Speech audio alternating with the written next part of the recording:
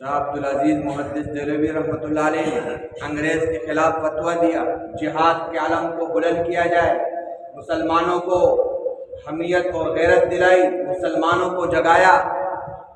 उस फतवे को लेकर अलम बुलंद करने वाला अगर कोई था तो टीपू सुल्तान। कौन था? टीपू सुल्तान। आज आप नाम सुनते हैं, टीपू सुल्तान गुजरा है। कौन गुजरा है?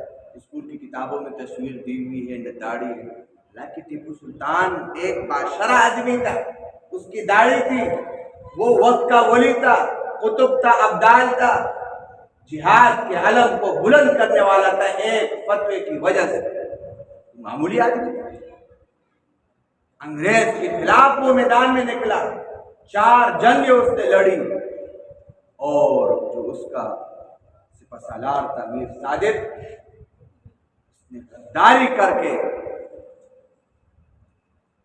अंग्रेज किस तरह चाले चले। बाद लोगों, लालची लोग बहुत होते हैं, और अपने मुंह जब गद्दार, हमेशा मुसलमानों ने शिकस्त खाई है तो अपनों की गद्दारी की वजह से।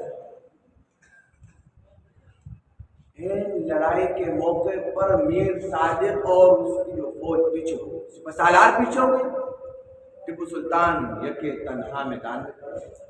भाई फौज नहीं, लड़ते रहे,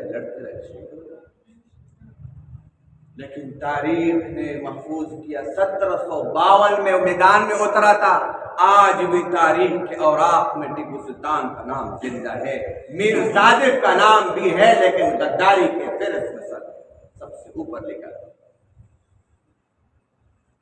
अंग्रेज ने उसको लालच दी, आपको हजारों मुरब्बा जो है आपको हम जमीन अलट कर जमीनें दे देंगे। इस जमीनों की लालच में मीर सादिक ने गद्दारी की और मैदान में नहीं गया, मुसलमानों ने शिकस्त कर